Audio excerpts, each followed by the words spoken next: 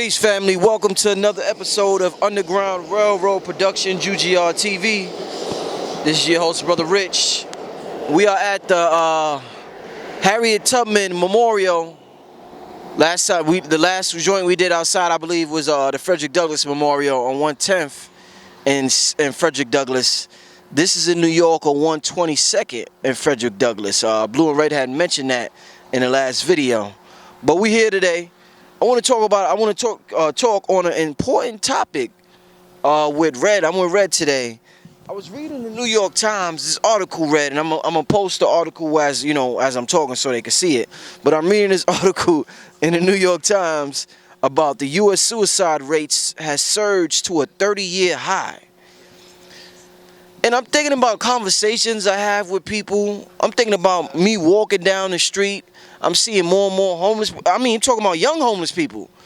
I'm seeing more and more mentally, just panhandling and people, crazy people, if you want to call it that. Mental health is bugging out on the street that I ever seen. So I'm like, when I was young, I used to think this was a white thing. And there's a lot of things, us as black people, we always say that's some white shit, but it's been in our community all along. Just like the pedophile shit, we thought that was some white shit. Little do we know, those was always skeletons in the black community. This suicide shit, when you would mention that when you was young, niggas say, oh, that's some white shit. They kill each other. We don't kill each other. Maybe we didn't back then. Yeah, well, maybe we didn't back then, but the rates is going up right now. And I just hear talking to people, just the mention of it more and more often than what I heard before. Let me read a little of this article, then I'm gonna let you get into it. This is by Sabrina Tavernese. Suicide in the United States has surged to the highest levels in nearly 30 years. A federal data analysis has found, with increases in every group except older adults. The rise was particularly steep for women. It was also substantial among middle-aged Americans, sending a signal of deep anguish from a group whose suicide rates had been stable or fallen since the 1950s. The suicide rate for middle-aged women ages 45 to 65 jumped by 63% over the period of the study, while it rose by 43% for men in that range, the sharpest increase for males of any age. The overall suicide rate rose by 24% from 1999 to 2014. And let me just skip over a little. It says the rate declined for just one racial group, black men, and it declined for only one age group, men and women over 75. So people who feel like they're about to die, they see no need to killing themselves. I don't even know if that's a valid, but yeah. But okay. And it says American Indians had the sharpest rise of all racial and ethnic groups, with rates rising by 89% for women and 38% for men. White middle-aged women had an increase of 80%. Wow. White middle-aged women had a rate increase of 80%. Wow, that's something. So I'm gonna stop it there. This is federal data analysis. This is the New York Times article written on April 21st, 2016. Red, you heard what I said in the beginning.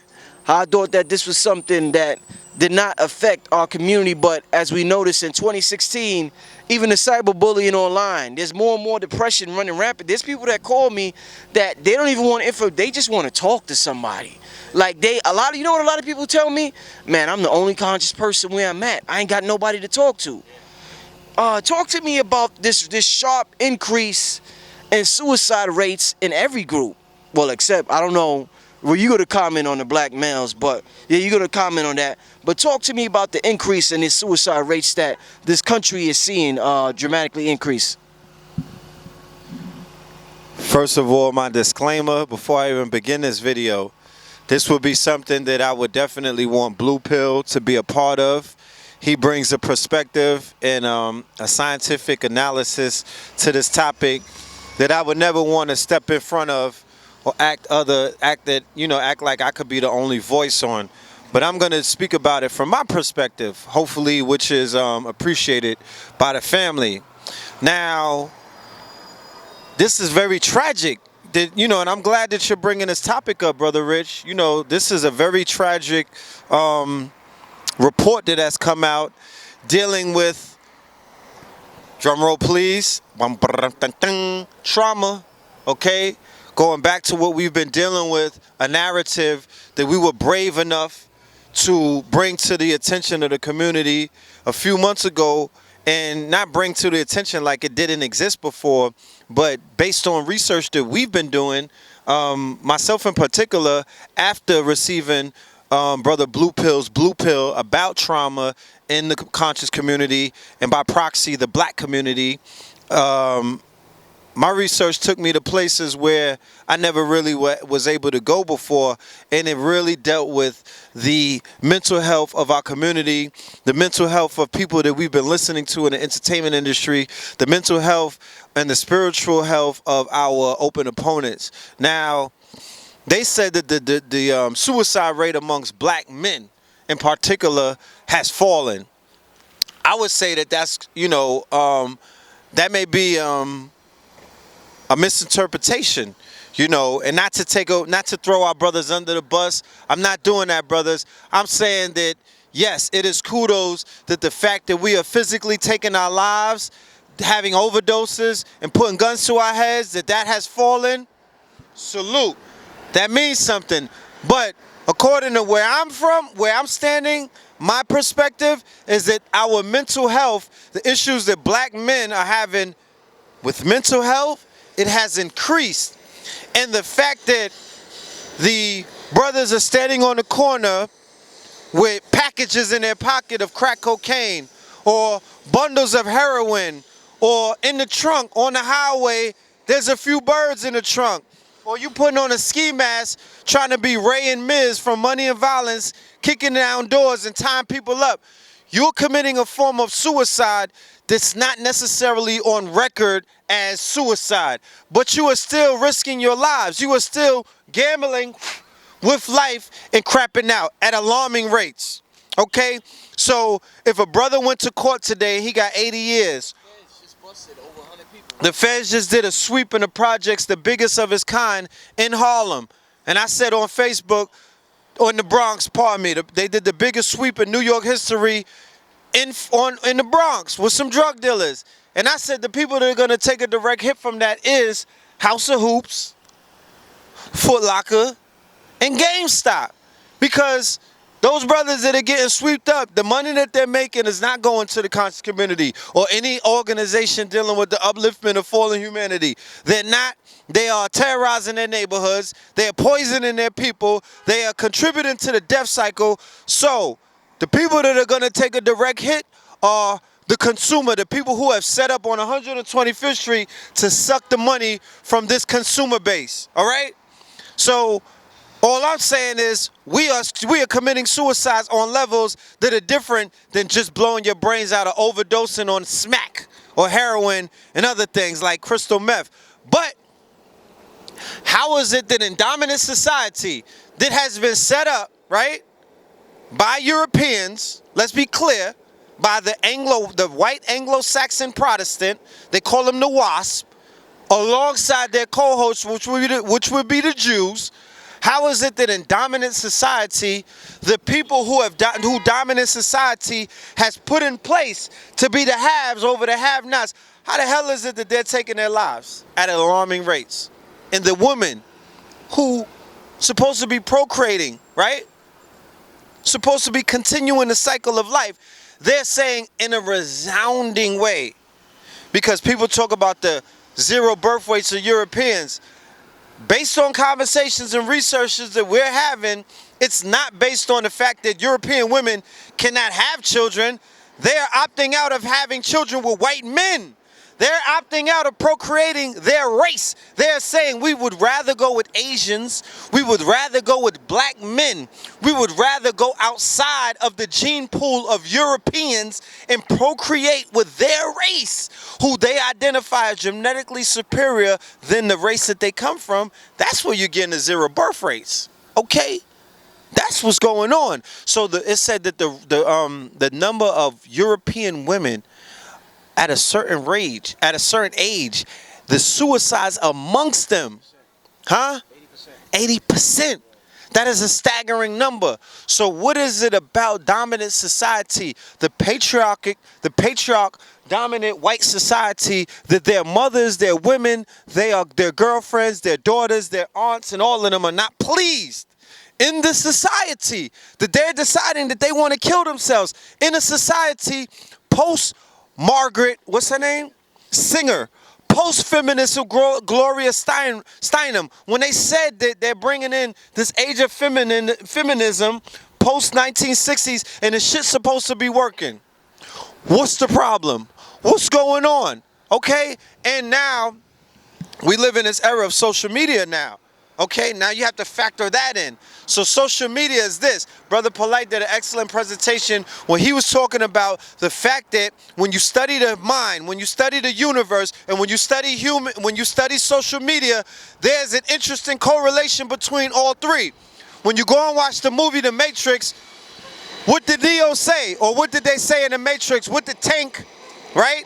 Neo said it, Morpheus said it, and I believe the two brothers, Tank and Dozer, said it.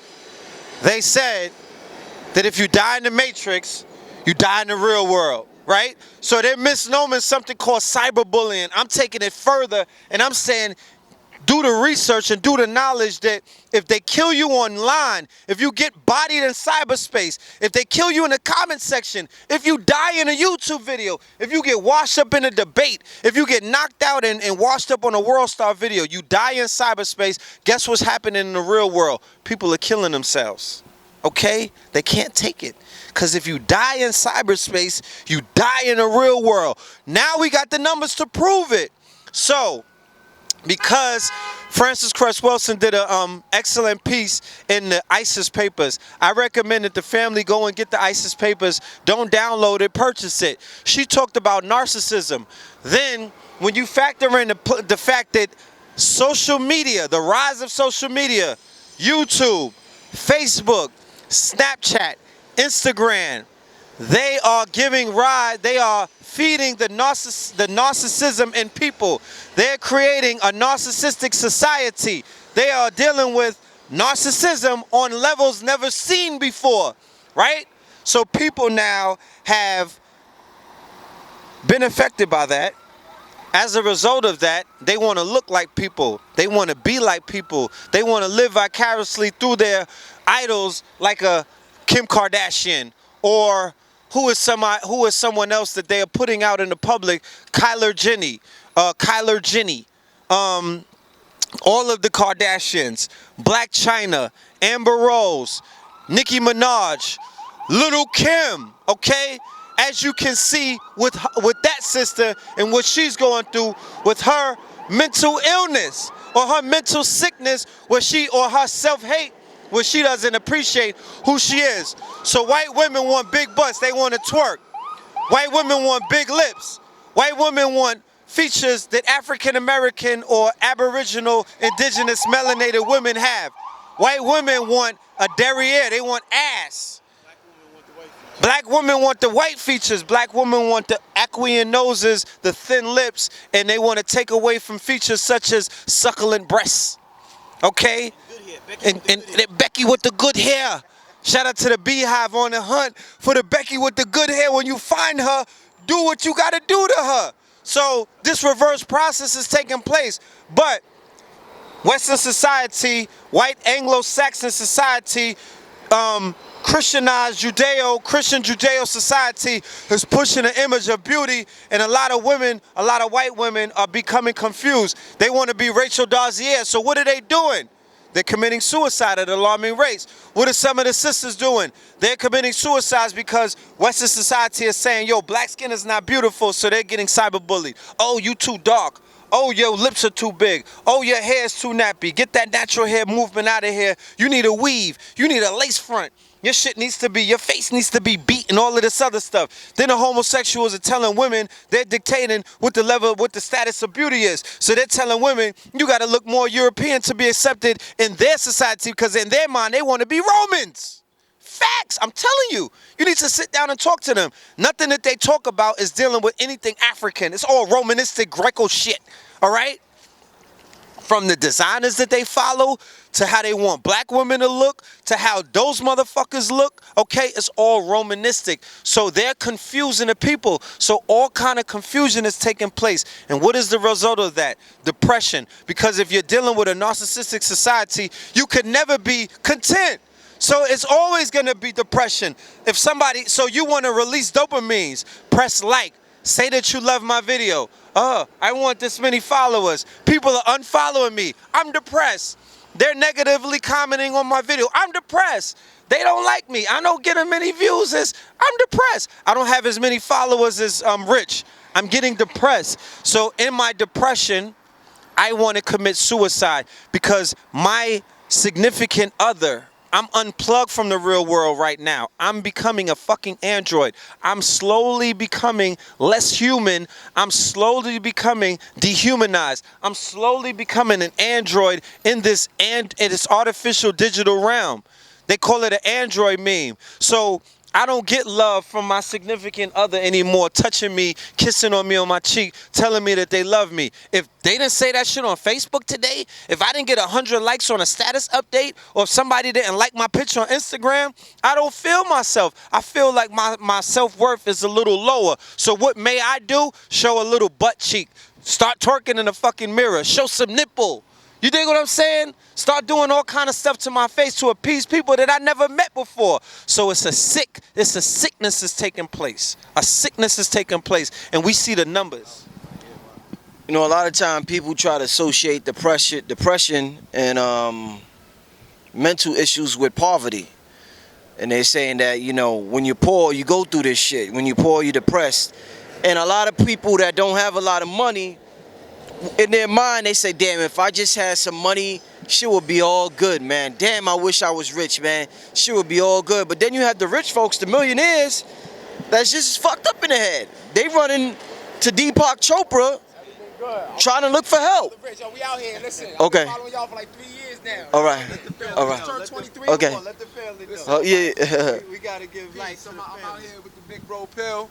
No You doubt. know, I just want to salute everything that y'all doing out here. I really respect it. Part of my reach. It's all great. You know, like I just want to let y'all know y'all really reaching the masses out here. You know, doubt. y'all doing y'all thing. I ain't gonna speak too much. I'm gonna sit back and listen more. But I just want y'all to know, like y'all, it's not going on deaf ears out here. The youth, we out here, we listening, and we appreciate the service that y'all giving us, man. Thank so you, just man. understand, That y'all means got one. everything to Y'all us. got one out here that's definitely Facts. understanding. That's All what right? it. That Brother at the end of the day, everybody love the whole no team. doubt. We out here. That's We what out we here. do it for. We out That's here. what it means to us. So, yeah, so basically, did you hear the question? Just they're saying poverty is the reason, but then the rich people are still messed up in the head. So it can't be a money thing.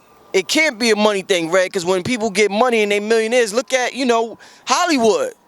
Look at the So rate of suicide amongst white men. So what's the determining factor, do you think? Since money ain't it, what's going on? What is it then?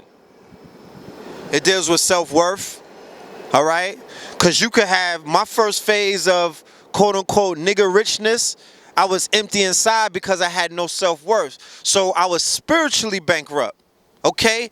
And when I lost it all, I gained something in spiritual wealth that you cannot buy out of a store, okay? You can't jug that in a trap house, all right? So when I regain my spiritual wealth, I care not about physical wealth or material wealth. I can manifest that on a whim, on thought. But it was about the spiritual wealth. When that bank account got filled up, when that shit went on fleek, then I understood everything that I was missing before. I remember the year 2000 in Atlanta, laying on a bed full of money. I just came from Vegas and we cleared $30,000 in whatever it is that we were doing. I'm laying there. I got jars of hydro. That's when Dro was popping. Blueberry. It was the first time it was introduced. I got jars of the plug just came to visit me. I'm laying down. I got thousands of dollars, Gucci bags, Louis bags laying around, real ones too, for that matter, with fur on it and rabbit hair. And I was empty. You know what I mean? I was asking my higher self to rescue me from the downward spiral that I was going through. I just came back from California seeing Dr. Sabi and my mother, Mama Pill, and I sold my mother some DKNY. that I got out of Vegas. But I was out in California with Dr. Sebi and my mother, and they were curing AIDS, and I was in there selling them stolen items. You feel me? And I came back to Atlanta and I said, I'm done with this life. It has to be something more than this. It has to be, I thought that there was a ceiling on that shit. I broke through that ceiling and I said, take me to a place where there's something else there for me. The next day I went to probation and they locked me up and shipped me to New York City, and then my life started over again. So, with that being said, because that you always hit on that point, this is the age of, you know, the wave, the technology, you know, everything is at our fingertips. It's right, digital, it's a face down, and you can find the answer. Do you think that's strategically implemented in our youth? The turn up, the, you know, so-called, quote unquote, fuck it, you know, ride out today and have a good time now. Like, just to touch on your point, right, the YOLO, like, why is that so, you know, prevalent and pushed at the forefront of our young culture, you know, hitting that 18 to 23 range, you know, because... all right, we live in the age of the quickening, okay? And as a result of living in the age of the quickening, the generations that were born into the age of the quickening, they are genetically encoded to, you know, they are here to keep you in line to the sign of the times. They're hardwired for these times. This is what they were created for. You can measure where you're at in time based on looking to see where they're at in time. Keep in mind, I was born in the 70s. So the way that I'm seeing time is not the same way that somebody who was born in the 2000s. The way that they gauge time is totally different. They're actually born in a digital age. I was born in an analog age, right? So the way that we are measuring and gauging time or scaling time is a little different, right? But that doesn't take away the fact that we live in a quickening, right? So one thing that the turn up provides, if utilized correctly, we talked about this before, and we're going to continue to talk about that, because I know that some people were offended as if I told them who to listen to or when to listen to it or why you should listen to. I said, this is what I listen to. I don't care. I'm not here to tell you what you should listen to. What I'm going to do is I'm going to create a radio show where we're going to be able to play music. You know, a section of what we do. We're going to do a radio show. Maybe I'll be on Apple one day. Beats, who knows?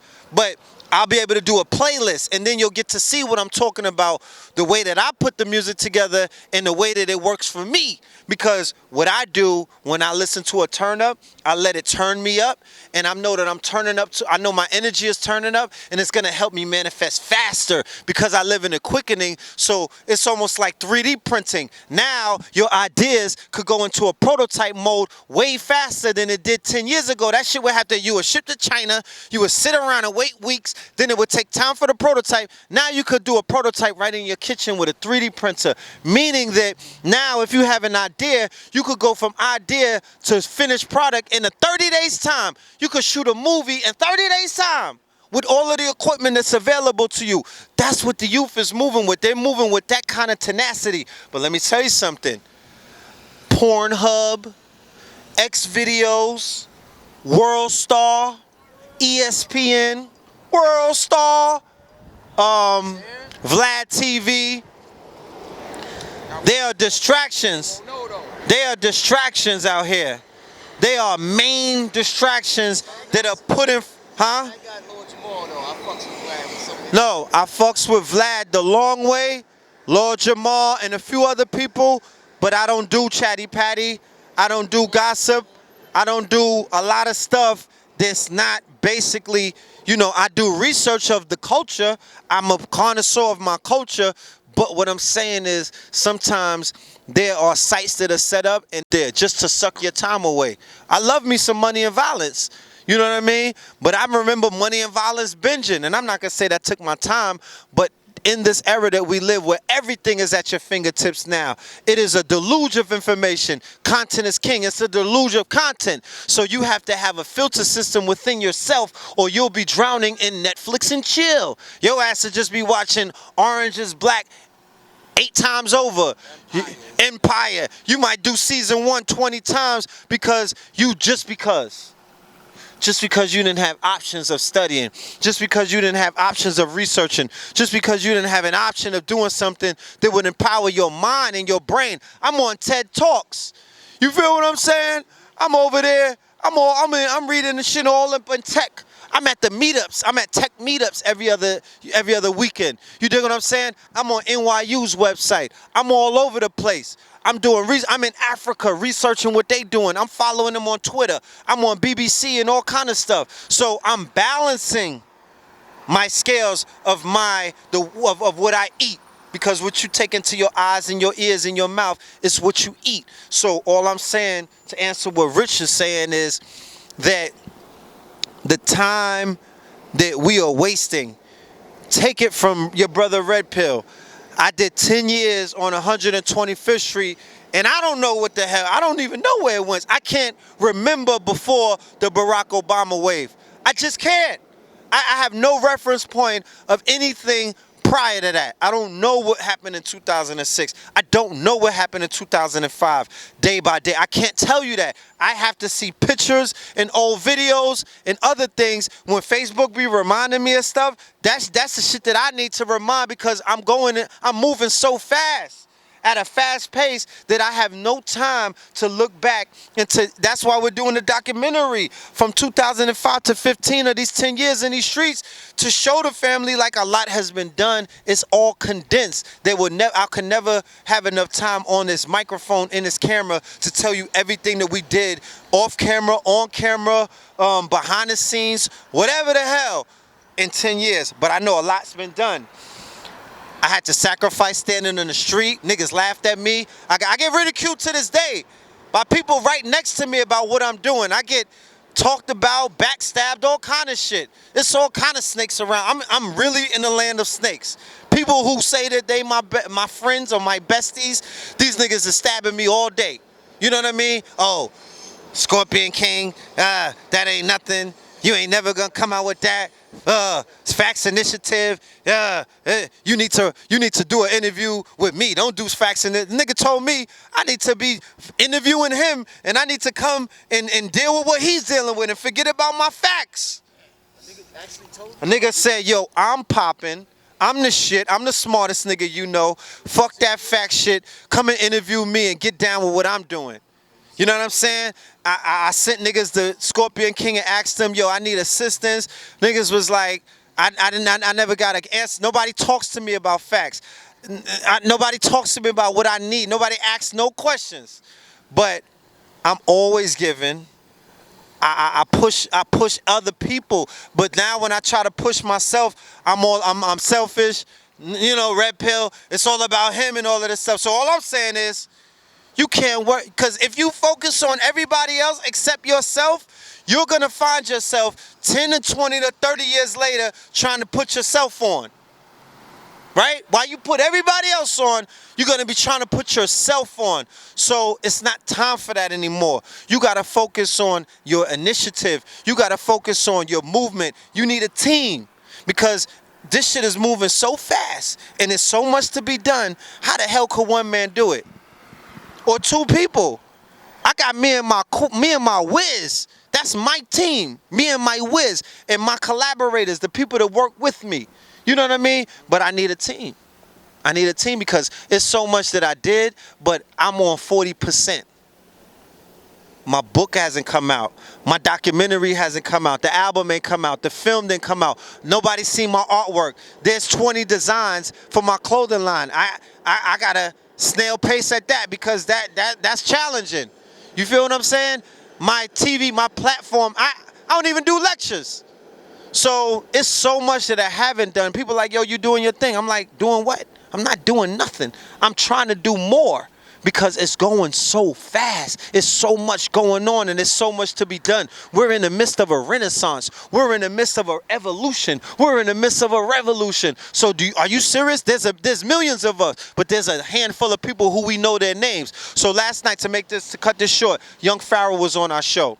The Young Pharaoh is one of the premier scholars that are coming up in the community representing the youth culture. You feel what I'm saying? he's moving at a pace where he has learned more in 1 year than some of us took 5 or 6 years to learn.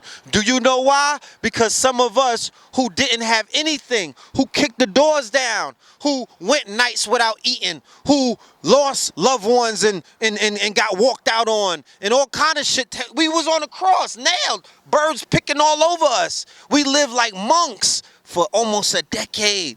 You feel me? Live with ramen noodle style. My bad. The healthy ramen noodles, what were those? The green ramens? You know what I'm saying? Niggas had to eat, you know what I'm saying? You know, all of that. So the studying that took place, the lectures, the 100 lectures. So when Phil Valentine and them did the 10-hour lectures, they made it easier for the new class of us that came in. So now we busting our guns and we flooding the internet with content and we're speaking the language of the people. We're going from 0 to 100. You want the grade level intellect? We could give you that. We could give you basic stuff. We could give you hidden levels, level stuff. But we could also take it to a place where you might have to break out the Black Laws Dictionary. You might have to break out the, you might have to break out all kind of different encyclopedias and books on how to study what's being said and what's being demonstrated. So we're making it so when the youth come in now, the lane has already been paved for them. There's not a lot of work. Sit your ass right in front of the camera and get ready for the movie. You know what I mean? That's where we going with it. Do your album and you go around the world and you can make your own bread. You don't got to ever wait for these niggas to take care of you because they'll never do that. Tell your own story, carve your own lane, be in charge of your own legacy, your own image, your own intellectual property. So all I'm saying is it's moving at a fast pace, but when we come together and realize that and work together, a lot more will be done. Peace, family. This Brother Rich from UGR, urging all my viewers and subscribers to help support the channel by donating just $1 to the UGR PayPal account. We appreciate the viewership and support, and we understand the power of $1. If you benefit in any way, shape, or form, we ask that you donate $1, whether it be monthly, bi-monthly, quarterly, or yearly, so that we can build our brand to compete with the NBCs, the MTVs, and the Foxes of the world. I figure since Kanye could ask Mark Zuckerberg for $1 billion, I could ask my subscribers to donate $1 so I could make the best possible content possible. The main objective of this channel is to inspire you to become the greatest version of yourself. So hopefully throughout the years of you watching this program, you have been inspired to become the greatest version of yourself. If you would like to donate, you could go to www.paypal.com and send a donation to richandmerit7@yahoo.com. Thank you and enjoy the rest of your program.